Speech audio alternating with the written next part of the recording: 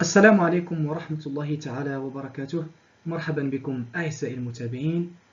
هذا هو الجزء الرابع من السلسلة. في هذا الجزء إن شاء الله تعالى سنتطرق إلى الفصل الرابع le chapitre 4. فلنبدأ على بركة الله. La première question. Quel Candide rencontra-t-il en Hollande? Un jésuite, un gentilhomme, un bouffon ou bien un gueux?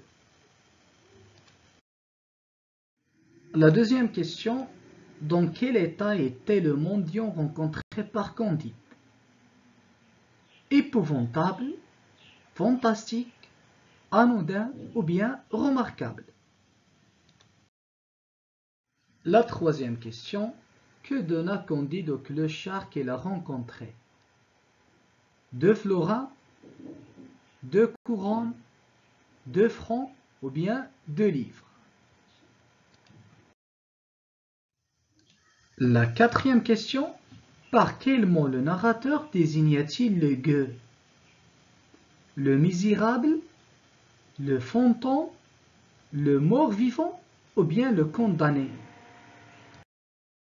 La cinquième question, qui était en réalité le mendiant rencontré par Candide?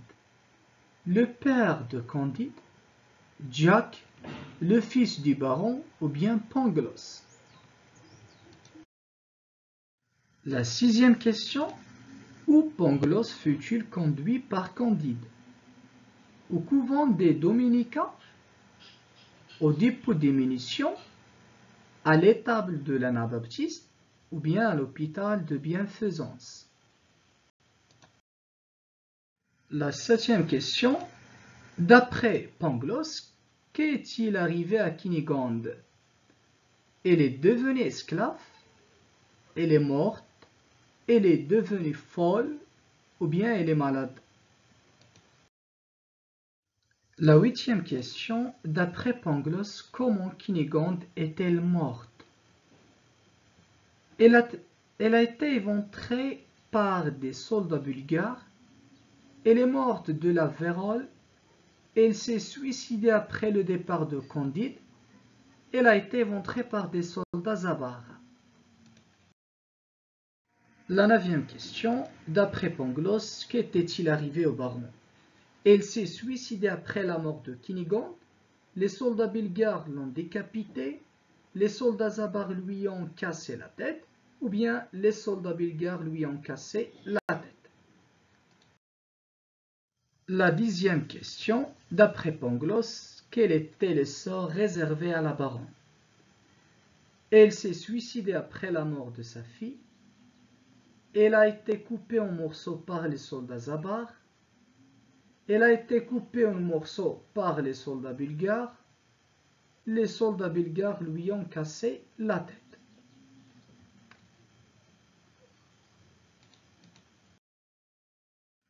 La onzième question, d'après Pangloss, qu'était-il arrivé au fils du baron?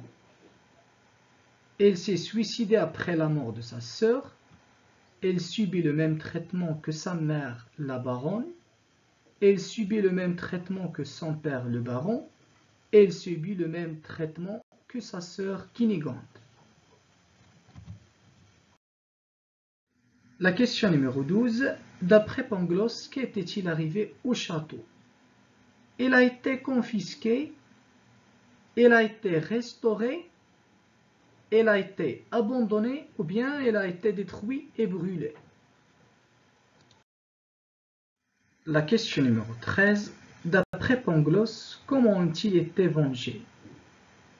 Le peuple s'est révolté contre les soldats, le roi a décrété la mort des responsables, les Bulgares ont perdu la guerre, ou bien les Avars ont fait la même chose à un baron bulgare. La question numéro 14, qui était l'amante de Pangloss? Paquette, Cunégonde, la baronne ou bien la mère de Candide? La question numéro 15, quelle était la fonction de la maîtresse de Pangloss dans le château? La femme de chambre de la baronne, la gouvernante du château, la lectrice de la baronne ou bien la cuisinière du château. La question numéro 16. Qu'est-ce que Paquette avait transmis à Pangloss? L'hépatite, une lettre, son héritage ou bien la vérole.